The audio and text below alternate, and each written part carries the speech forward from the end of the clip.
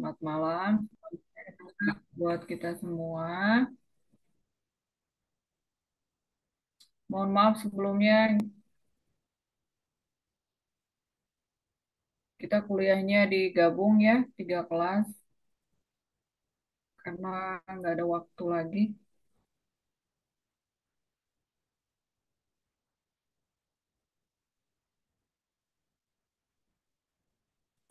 terkait dengan topik Ibu ya untuk pertemuan kedua ini ya. Kalau sesuai dengan RPS ya.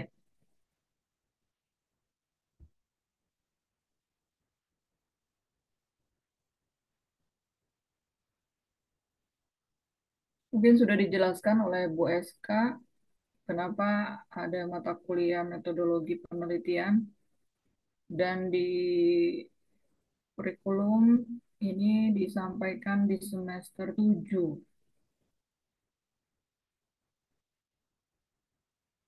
Ada yang mau jawab kenapa?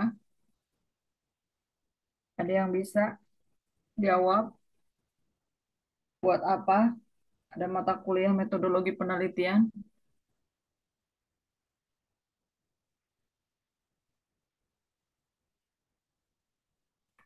Ya, izin Ibu untuk Hmm? persiapan kita skripsi juga Ibu untuk menyusun karya ilmiah kita nanti. Mau lah ya. Siapa tadi? Iya Ibu Maula. Ya, benar ya. Ini dasar banget kalian nanti untuk menghadapi skripsi di semester 8 ya. Jadi Ibu minta ini kalian kalau ke kampus banyakin duduk di perpustakaan ya. Buka tuh skripsi-skripsi kakak-kakak kalian kemarin ya. Ini STR kan baru nih di kita ya, baru berapa angkatan tuh, jadi baru dikit skripsinya. Silahkan dicek di repositori bisa, di makalah hard copy-nya juga bisa kalian baca ya. Kira-kira apa yang akan menjadi topik buat kalian yang menarik. Karena untuk penelitian ini harus interesting salah satunya ya. Menarik, menarik buat kita, khususnya peneliti. Kemudian ada ada yang barunya gitu, apa gitu, bedanya apa sih dengan penelitian sebelumnya gitu ya. Coba sekarang Ibu tanya nih, siapa ya? Ini ada laki-lakinya nggak sih?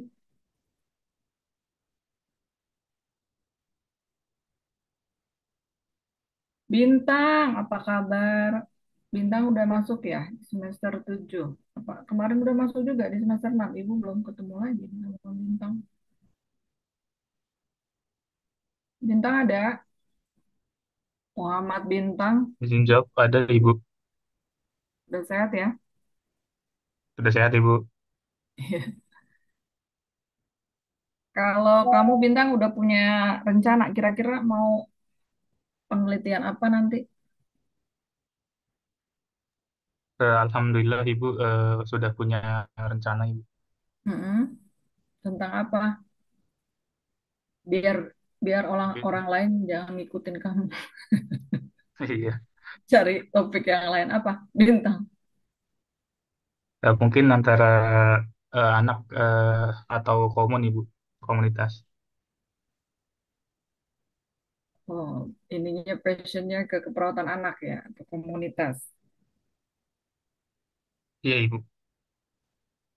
Oke, ini belum menjurus nih, ini baru bidang keperawatannya, nggak apa-apa ya. Terus siapa lagi nih?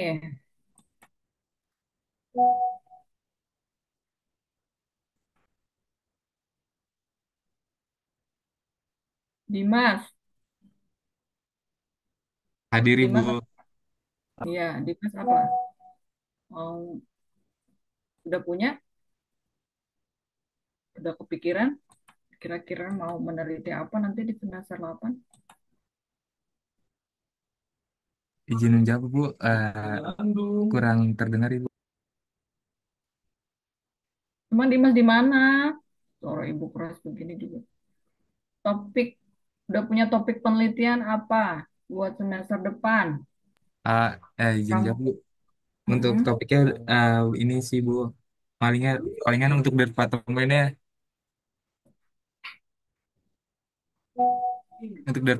palingan komun sama KMB Bu, kemungkinan Bu. KMB sama komunitas. Komunitas pada galak-galak loh, membimbing.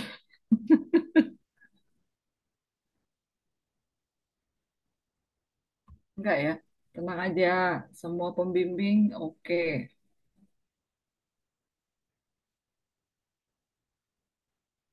seru ya. Asal jangan copy paste aja, ketahuan copy paste ngulang.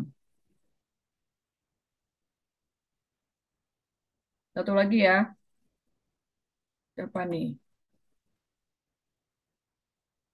Ridal, Ridal tuh Ridal ya, Ridal, Ridal ada nggak?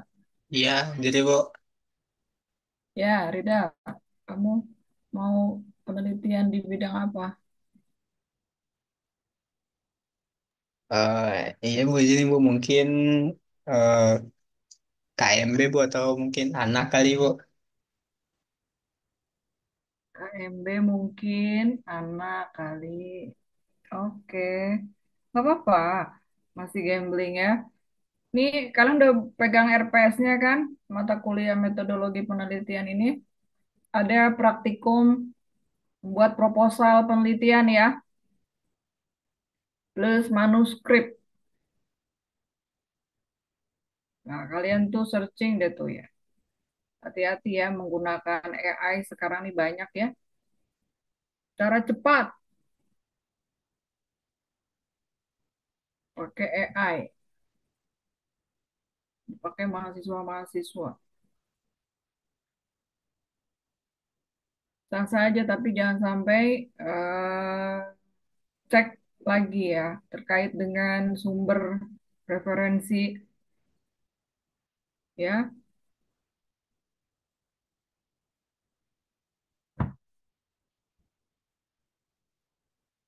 Karena untuk nanti praktikumnya membuat proposal itu diharapkan akan digunakan pada saat skripsi semester 8. Jadi tinggal dipoles-poles lagi datanya, data pendukungnya ya, fenomenanya yang mau diangkat, literaturnya, hasil-hasil penelitian terdahulunya, tinggal dipoles, tambahin. Ya, tapi banyak juga sih kakak kelas kalian juga yang berubah. Awalnya di proposal di semester 7 topiknya apa, mungkin melihat ada yang lebih menarik lagi ya, dan datanya mungkin mudah didapat, visible ya, sehingga berubah proposalnya dari awal lagi berarti kan, dari mulai bab 1 sampai bab 3 sampai metodologi ya, nggak apa-apa. Banyak juga yang bisa yang sesuai, maksudnya tepat waktu juga gitu ya, karena perubahan dari proposal di semester 7 dengan real skripsi ya di semester 8. Tapi jangan sampai ke bawah juga malesnya ya. Masing-masing bisa menilai. Jadi terseret-seret gitu ya istilahnya ya. Kalau dari sekarang nih di mata kuliah metodologi penelitian untuk pembuatan proposal, kalian masih bingung ya. Mudah-mudahan tidak ya untuk kelas 4A, B, dan RKI semester ini. Oke, itu mungkin awal biar menyemangati kalian.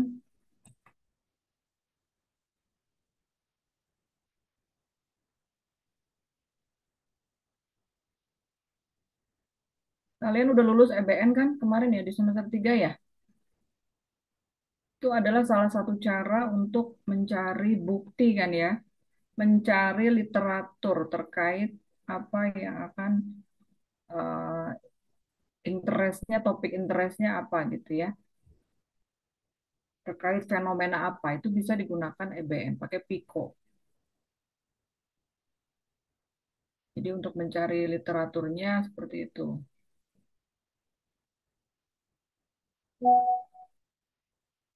gunakan hasil mata kuliah dari EBN-nya. Nah, sebenarnya kenapa sih perlu penelitian?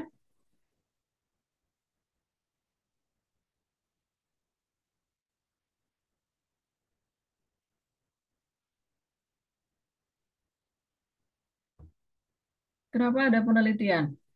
Ada riset. Kenapa orang butuh riset?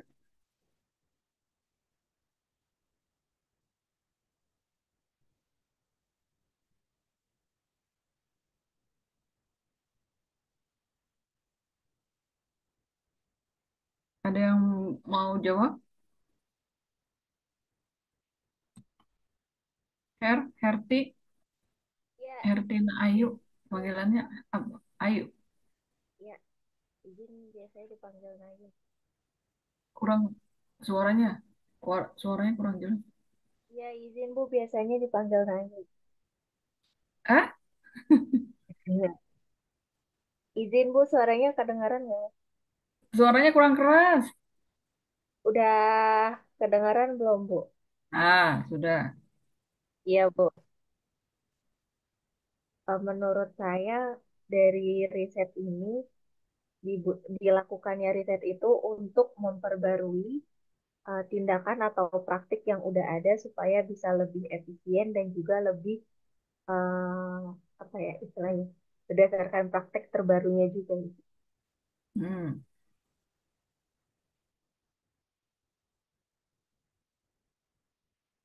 ngebandingin ya hasil penelitian sebelumnya dengan yang sekarang, yang up to date seperti apa, dibandingkan dengan kemajuan ilmu dan teknologi sekarang,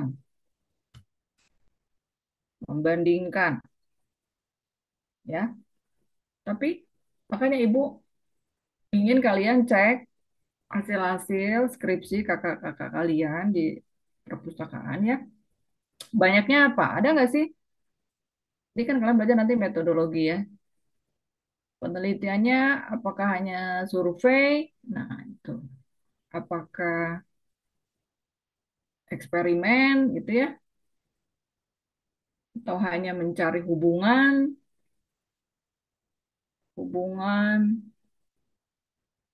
jenis kelamin dengan BMI misalnya ya? Apakah ada hubungan dari faktor-faktor yang mempengaruhi body mass index? Banyak kan faktor tuh, harus berdasarkan referensi, ya kan? Ilmu, teori. Makanya ada di bab 2 itu ya, setelah bab pendahuluan, itu adalah bab tinjauan pustaka,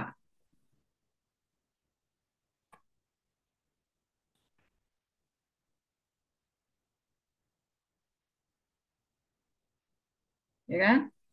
Nah, itu harus berdasarkan teori, nggak bisa ngarang. Ah, saya mau meneliti ini misalnya tentang apa? Remaja kecanduan game online ya sekarang ya. Atau misalnya kan ramai tuh di media ya, tentang pinjaman online ya. Apa aja sih faktor-faktor yang mempengaruhi seseorang melakukan pinjaman online gitu ya.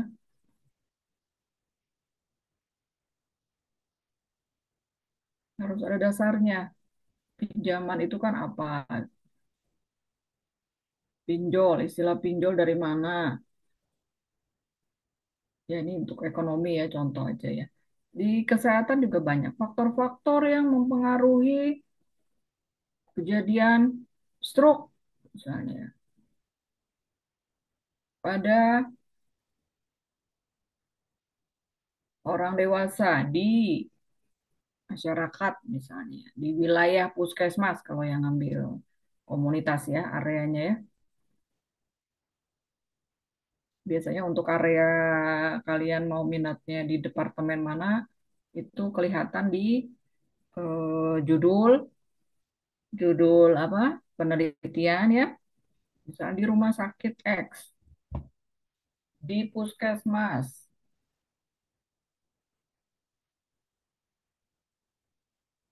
ya di panti. Nah ini kalau yang mau ngambil lansia cepat itu datanya juga dan mudah izin penelitiannya ya, itu bisa di panti panti Ureda ya, di mana.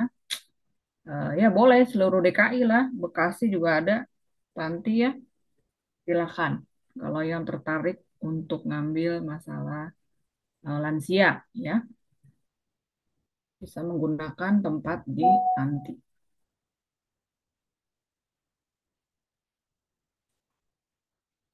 Coba Ibu share screen dulu ya.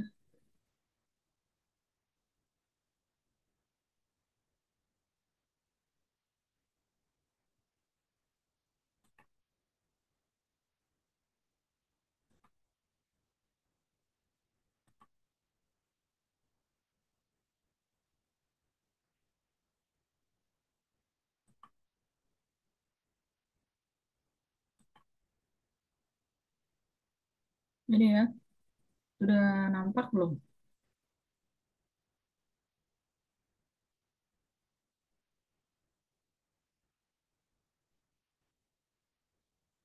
Di Ibu kok lemot banget nih. Sudah kelihatan belum? Sudah, Ibu. Udah ya. Nggak usah di ini ya, slideshow ya. Ini kelihatan kan? Ya. Ini contoh saja. Pernah lihat tabel seperti ini atau data seperti ini? Pernah ada yang pernah ke puskesmas, ke rumah sakit kan suka ada tuh di papan pengumuman ya, data-data atau tabel, diagram seperti ini misalnya jumlah kunjungan puskesmas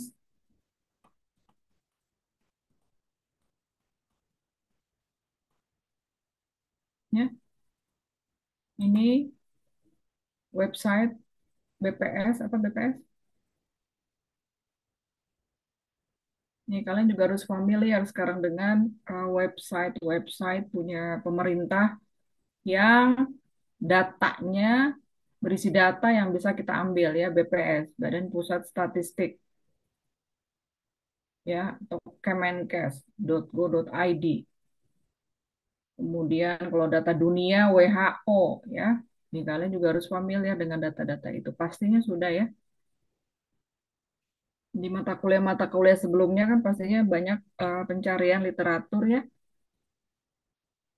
Nggak akan apa bingung lagi, nggak awam lagi buat kalian sebagai seorang mahasiswa untuk mencari situs-situs yang bertanggung jawab ya terkait dengan data apalagi.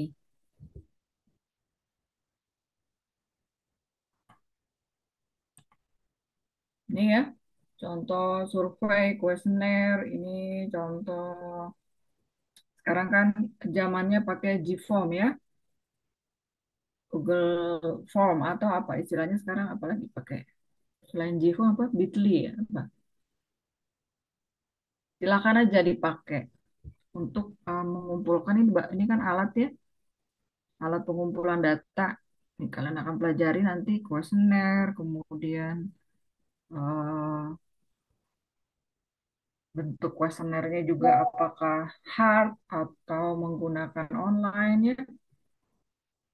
Kemudian hasil-hasil ini memang ada muncul begini tuh pasti kan dikumpulkan datanya ya per bulan.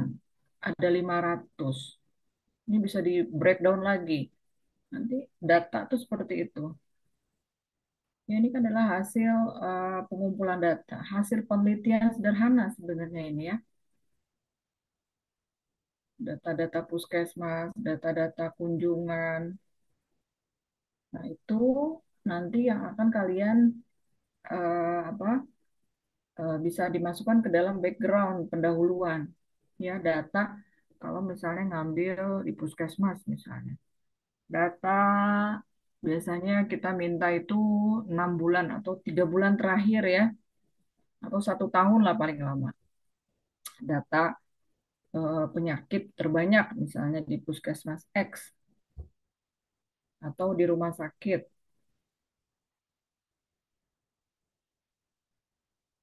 Ya, pengalaman dari yang lalu mahasiswa untuk penelitian di rumah sakit itu lama ininya ya, apa proses izinnya. Jadi cari yang rumah sakit yang mudah. Kemudian akan harus ada uji etik. Nanti ada pembahasan tentang etika penelitian ya. Itu nanti nyambung ke uji etiknya. Karena semua penelitian itu wajib lolos ethical approval ya, lolos uji etik karena melibatkan manusia. Kalian kan penelitiannya melibatkan manusia, person ya, orang.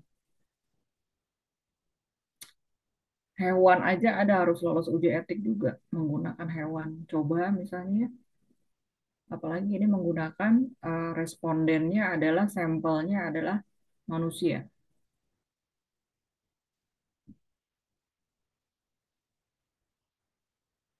Ya, itu sekilas gambarannya. Nah, kita masuk di sini pengertian penelitian. Apa sih penelitian? Ini banyak sumbernya ya.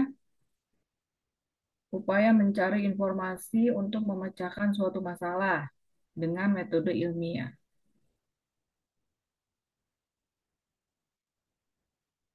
Kemudian proses penemuan informasi secara sistematis dan terkontrol yang didasarkan pada hipotesis dan teori.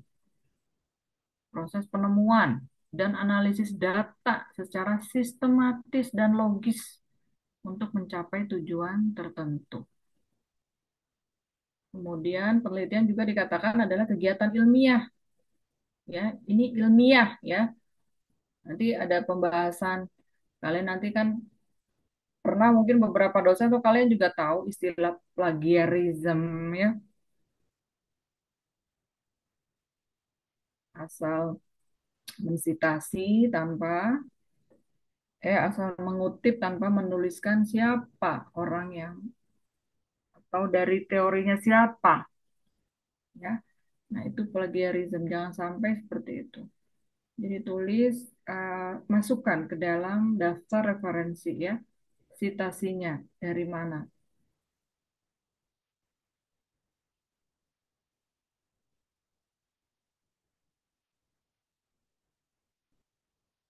Tadi yang Ibu contohkan, misalnya ingin mengetahui ada hubungan nggak sih apa nyeri haid misalnya ya, nyeri haid, pernah ada yang nyeri haid nggak kalian? Kalian mau meneliti itu misalnya pada anak remaja, misalnya mau penelitian di SMP ya atau di SMA ya, sekolah ya.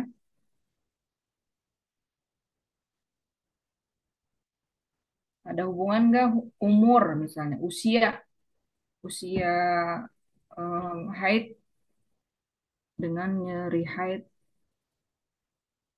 atau misalnya ada hubungan nggak merokok dengan kejadian TBC gitu ya.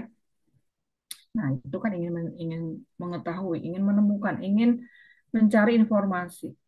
Benar nggak? Membuktikan, ya, memecahkan.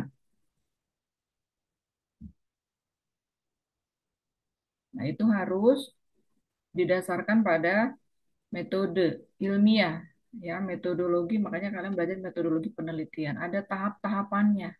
Nggak asal mau meneliti ya nggak lewat proses terus publikasi aja, nggak bisa ya. Jadi harus berdasarkan metode ilmiah, sistematis, konsisten, mengungkap kebenaran. Nggak ada tuh ya, misalnya hipotesisnya, ini kalian tuh belajar hipotesis. Hipotesisnya misalnya ada hubungan ya antara tadi misalnya jenis kelamin dengan kejadian TB paru.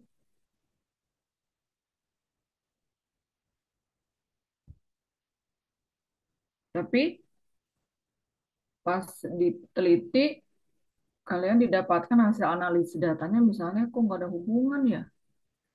Berarti nggak menjawab hipotesis. Kenapa nih gitu? Akhirnya kalian otak-atik itu data.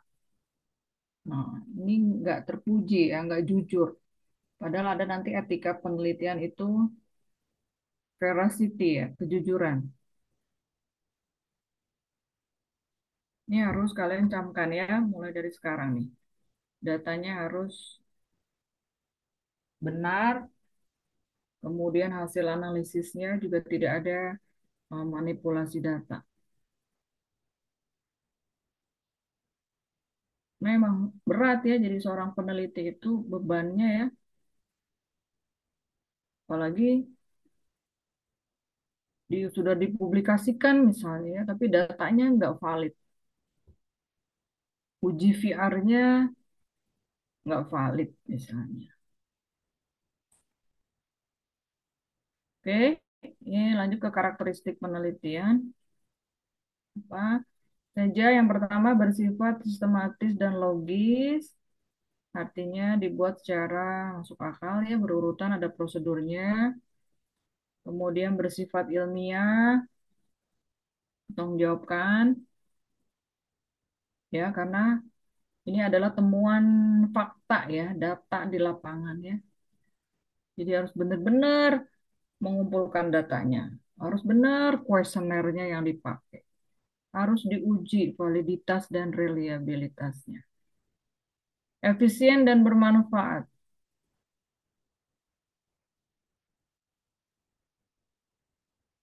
Diharapkan bisa ya, seefisien mungkin, bisa dipahami oleh banyak kalangan.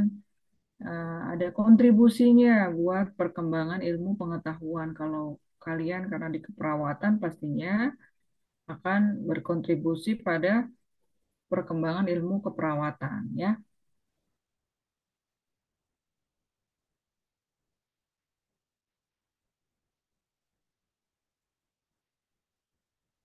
Dibilang efisien kayak apa? Nah, nanti kan ada. Emangnya mau kalian meneliti seluruh populasi di DKI Jakarta, lansia? Banyak banget kan? Butuh dana itu mah, butuh banyak dana. Kalau misalnya mau semua total sampel, total sampling misalnya mau diambil, kan itu enggak tidak efisien. Makanya diambil sampel, ada perhitungan sampel nanti kalian belajar ya. Perhitungan jumlah sampel bagaimana ya. Misalnya di rumah sakit atau di panti, kalau misalnya lansia ngambilnya ya, berarti yang usia 60 tahun ke atas kriterianya ya, memiliki misalnya mau terkait dengan topik DM atau rheumatoid arthritis ya. Nah, itu kalau di panti biasanya memang dikit ya jumlah lansianya kemarin saja yang DM ya. Total sampel aja hanya kurang dari 30 ya, padahal batasan minimal sampel itu 30. Itu untuk intervensi kontrol biasanya. Kalau untuk survei harus lebih banyak lagi, di atas 100, di atas 70 lah. Jadi tergantung nanti sampel size-nya ya.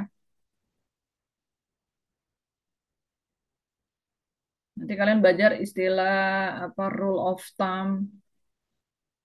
Ya, ada istilahnya tuh untuk perhitungan jumlah sampel. Misalnya dari berapa variabel yang diteliti. 7. Berarti 7 dikali 10. Karena satu variabel itu kalau rule of thumb dikali 10 responden. Jadi kalau ada 7 variabel, 7 kali 10. 70 ya sekitar segitu. Ya, kalau makin banyak lagi variabel yang kalian teliti, ya hitungan kasarnya pakai rule of thumb aja. Nanti biar detailnya lagi ada sampel size-nya. Menggunakan hasil penelitian terdahulu jumlah proporsi misalnya. Silakan. Itu gambaran kasarnya aja. Ya kira-kira 70 kalau misalnya 7 variabel. Tapi ingat harus ditambah 10% drop out ya. Nanti kalian kenal juga istilah drop out. Artinya takutnya ada responden yang tidak mengisi atau ada responden yang mundur ya dari penelitian. Padahal udah ngisi inform consent.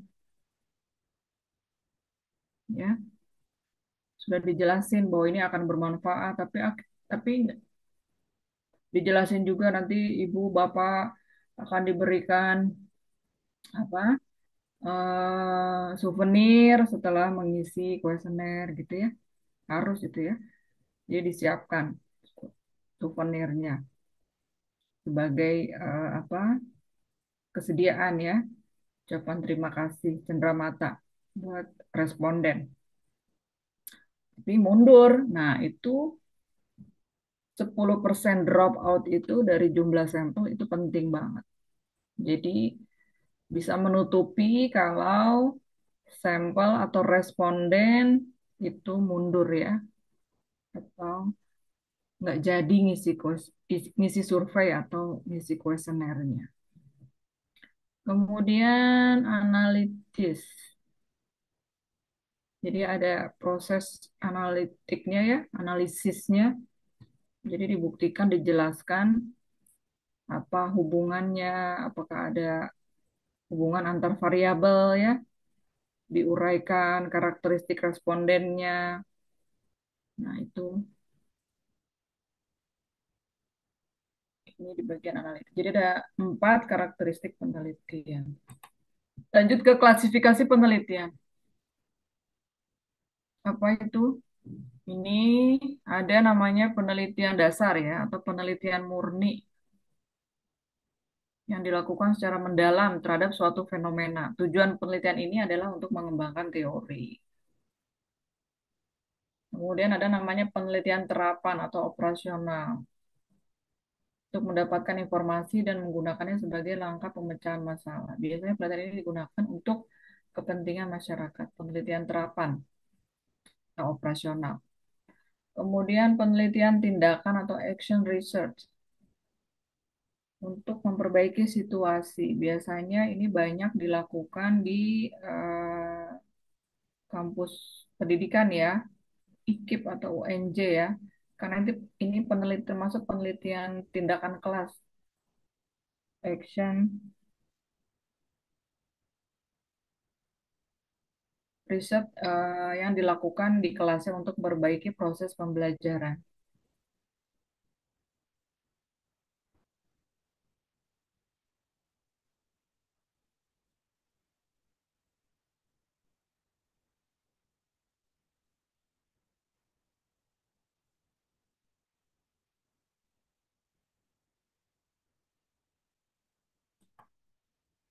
Lanjut, klasifikasi penelitian selanjutnya adalah penelitian evaluasi yang dilakukan untuk mengumpulkan, merencanakan, dan menyediakan informasi yang diperlukan untuk membuat alternatif keputusan.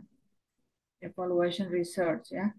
Kemudian R&D, research and development, penelitian pengembangan ya. Dilakukan untuk mengembangkan sebuah produk yang biasanya berkaitan dengan pendidikan ataupun pengajaran. Ada juga penelitian historis, mengungkap suatu informasi di masa lalu atau yang berhubungan dengan sejarah. Tujuannya untuk penggambaran ulang kejadian atau peristiwa bersejarah di masa lampau. Ini ada juga penelitian historisnya.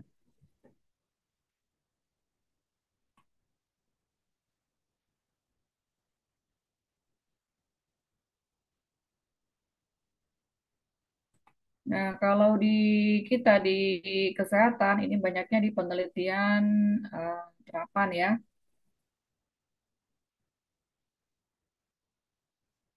untuk mendapatkan informasi, misalnya kayak tadi contohnya faktor-faktor yang mempengaruhi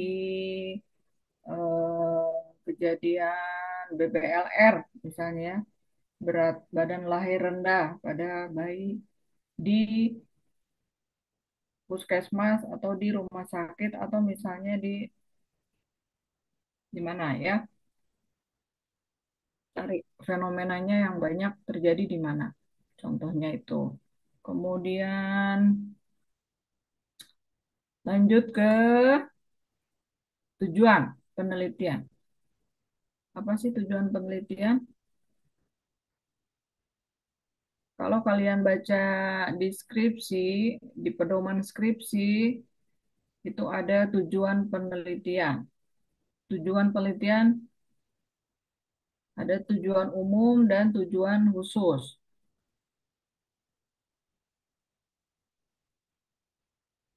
Artinya tujuan itu adalah rumusan ya.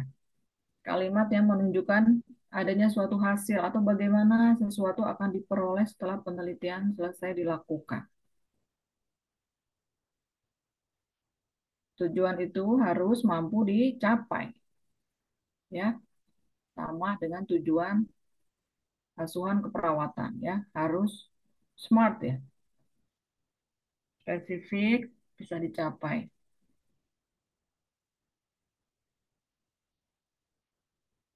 Tujuan penelitian harus ditulis dengan jelas, singkat, mengidentifikasi apa yang ingin dicapai. Harus relevan dengan masalah yang dihadapi, ya. Nanti kalian akan tahu eh, bagaimana rumusan masalah,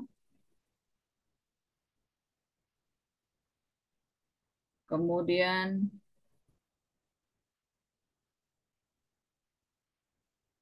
tujuan penelitian tentunya akan berbeda, ya, karena konteksnya ya yang berbeda, kemudian masalahnya juga berbeda pastinya. Kemudian tujuan penelitian biasanya ditulis dalam bentuk pernyataan yang dimulai dengan kata yang ingin diketahui baik oleh pembaca maupun halayak umum. Selanjutnya dilanjutkan dengan pernyataan misi, identifikasi variabel, populasi, dan juga sikap terhadap penelitian tersebut.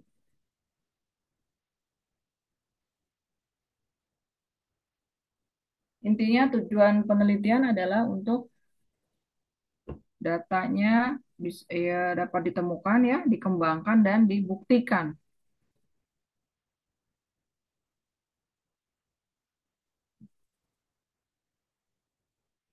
Contoh, misalnya tujuan untuk menganalisis atau diketahuinya atau menggambarkan ya, menganalisis adanya hubungan. Tadi yang Ibu bilang ya, misalnya kalian mau meneliti tentang kejadian bermain game pada terhadap kualitas tidur atau kualitas jumlah jam tidur pada anak remaja misalnya di SMA atau remaja di SMA ini dengan apa? MA ya, madrasah. Kalian misalnya mau, jadi boleh ya untuk di sekolah-sekolah itu bisa dipakai tuh. Mau di TK sampai SMP, SMA, madrasah, sanawiyah, silahkan ya. Itu yang mudah-mudah untuk izin penelitiannya ya. Kalau di rumah sakit lama dan susah karena uji etiknya juga harus double. Uji etik di kita juga, maksudnya di Poltekkes, kita kan punya komisi etik ya, Poltekkes Jakarta 3. Kalau ngambil kalian berminat untuk meneliti di rumah sakit itu harus double. Uji etiknya di rumah sakit juga,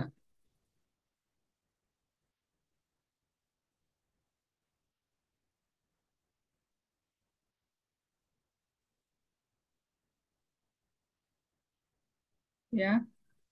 Tujuan khususnya pastinya karena ini adalah contohnya remaja, berarti kalian akan menggambarkan karakteristik remaja gitu ya di SMP atau SMA X. Jenis kelaminnya, umurnya, ya, kemudian apa itu eh, kualitas atau jam tidur pada remaja. Nah, ini harus jelas. Jadi seperti itu ya untuk tujuan umum dan tujuan khusus penelitian.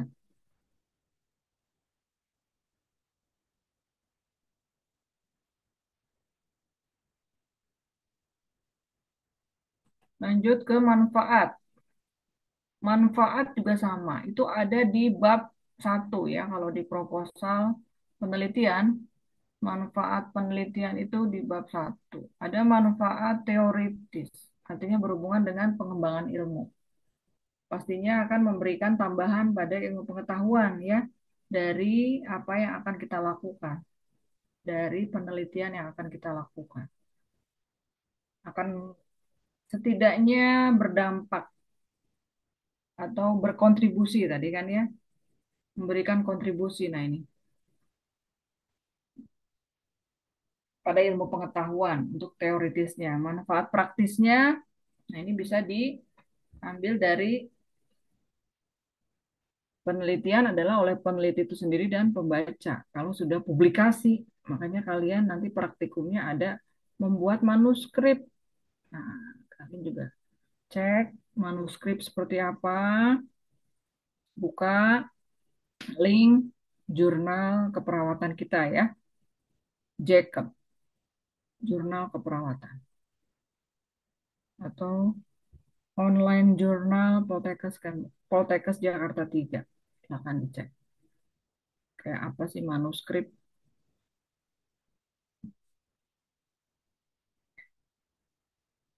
Penelitian ini juga berkontribusi bagi masyarakat luas. Kalau kalian nanti penelitian di puskesmas atau rumah sakit, pastinya akan bermanfaat bagi institusi tersebut ya.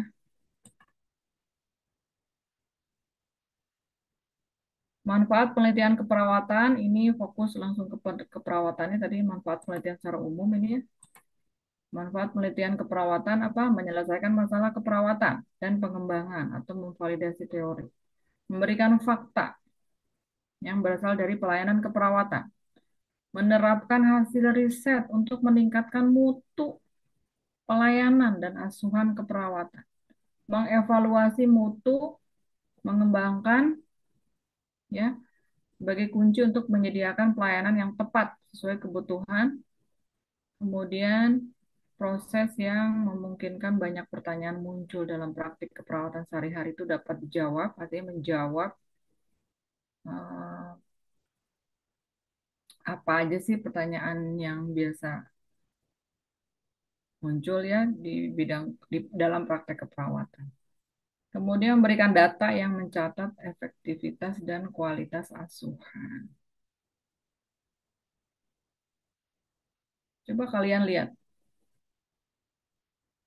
Awalnya, ya tadi Ibu bilang yang membuat kalian interesting, menarik tuh apa sih fenomena yang kalian lihat selama kalian praktek nih? Udah semester 7, semester dari kemarin praktek di rumah sakit misalnya, praktek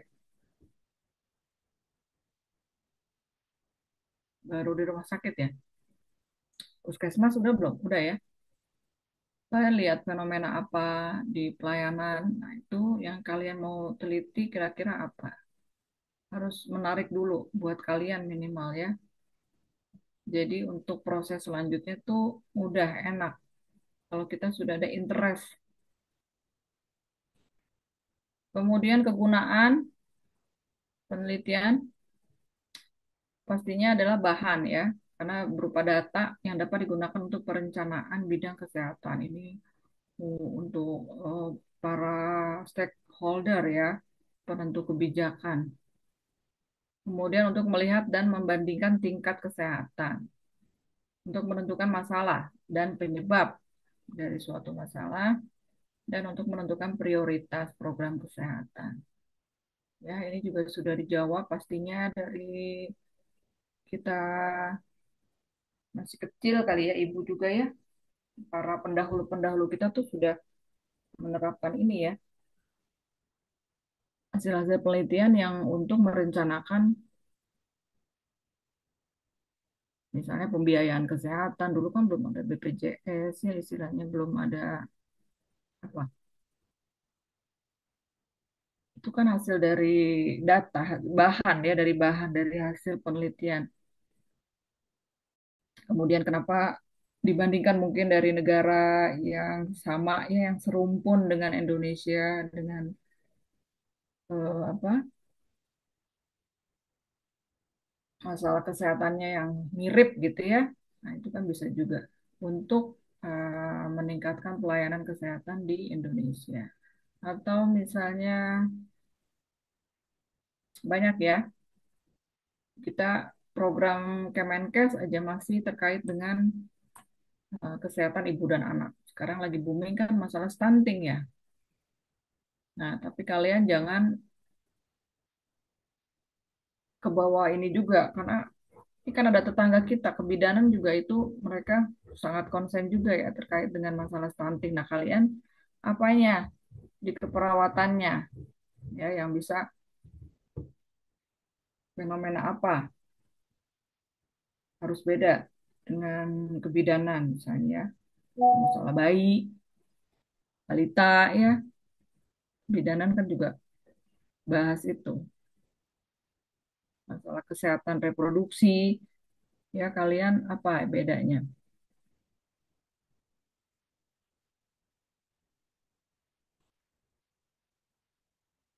Masih sama, ini kegunaan memberikan gambaran keadaan kesehatan masyarakat, memotret ya istilahnya ya, memotret suatu fenomena di masyarakat, di rumah sakit. Ya, ada apa yang mau di apa diangkat gitu ya, masalah apa yang mau diketahui dari pengetahuan masyarakat terkait topik ini misalnya. Kemudian untuk menentukan keberhasilan program kesehatan ya, untuk mengevaluasi kan ya, benar nggak imunisasi, apa aja sih faktor-faktor yang mempengaruhi ibu membawa anaknya untuk imunisasi. Kenapa? Ada juga kan sebagian yang tidak, yang apa istilahnya nggak mau gitu ya anaknya untuk diimunisasi. Itu bisa dicari, why, datanya, sebar kuesioner terkait dengan persepsi, kebutuhan informasi. Untuk menentukan kebutuhan-kebutuhan dalam bidang kesehatan, apa aja sih yang dibutuhkan, need-nya ya,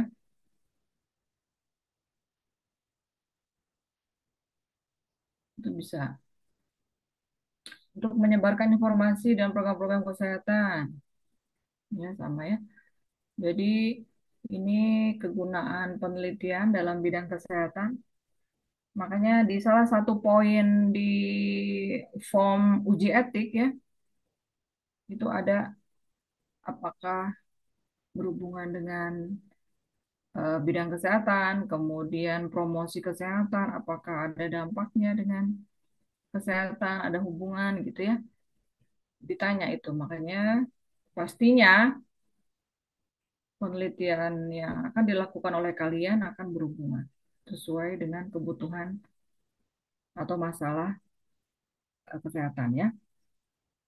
Jadi untuk promosi, edukasi gitu kan ya.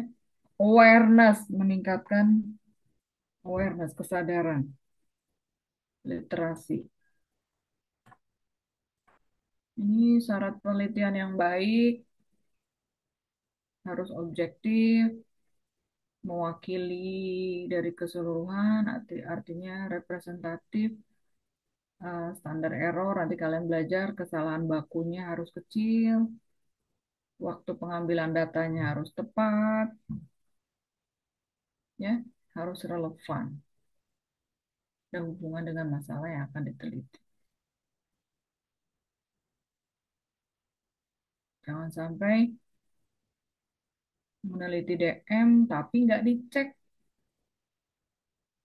nggak ditanya riwayat DM-nya, nggak ditanya hasilnya ada nggak, kemudian nggak dilakukan pemeriksaan DM misalnya.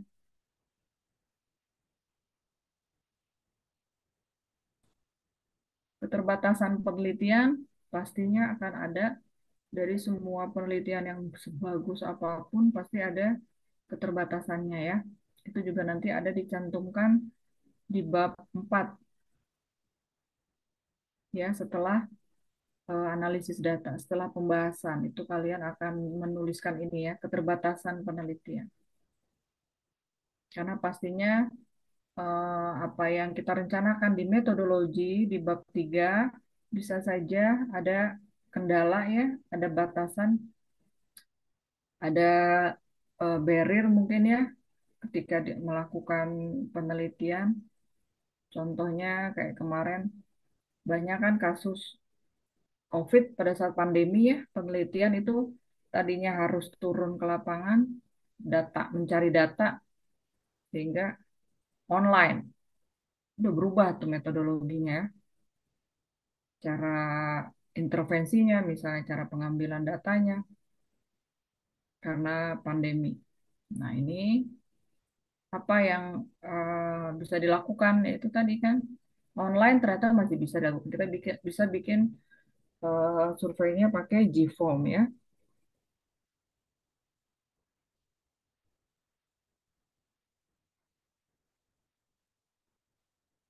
Ini harus juga dapat dideskripsikan untuk keterbatasan ini, apa yang menjadi keterbatasan eh, penelitian kalian nanti. Kemudian, nah ini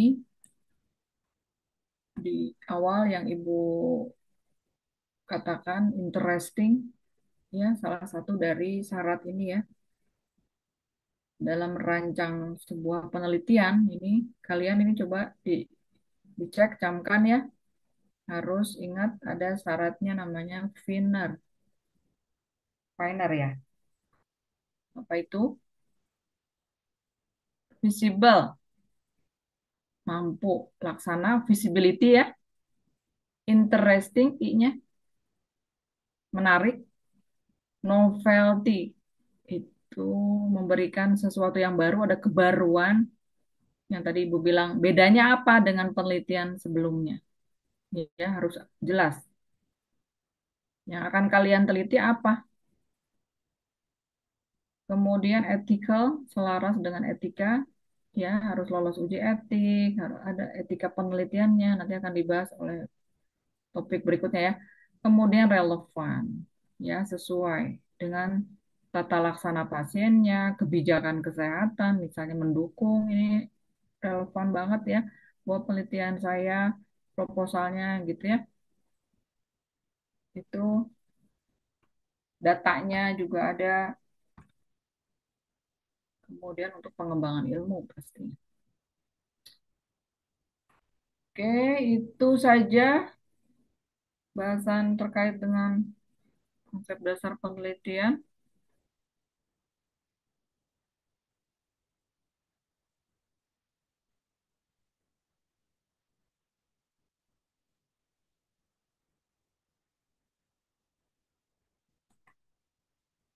Oke, ini ya tugasnya individu.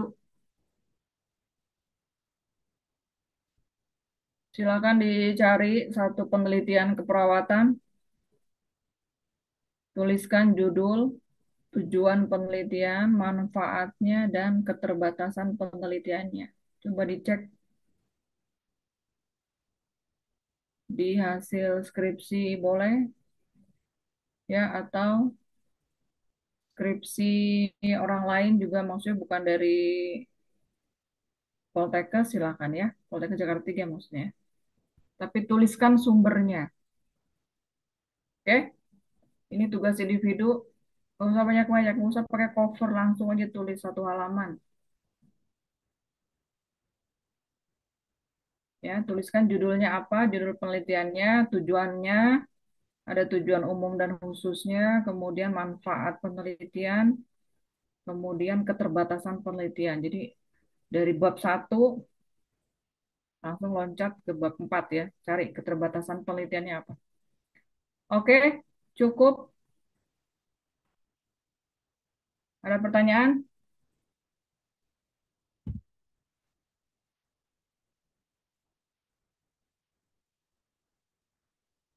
Mudah-mudahan semangat untuk nanti siap-siap membuat proposal. Jangan takut, jangan bingung ya. Kita bisa karena kakak kelas kalian juga bisa. Oke, oke, tugasnya dikumpulkan sebelum UTS ya, di pen. Bikin G Drive-nya per kelas. Jadi ada berapa nih? 113 ya. 113 judul penelitian yang akan dikumpulkan ke saya. Oke, kita screenshot dulu. Perlu screenshot nggak? Izin perlu Ibu. Untuk kelas A bisa on cam dan raise hand ya. Untuk Ibu juga dimohon raise hand.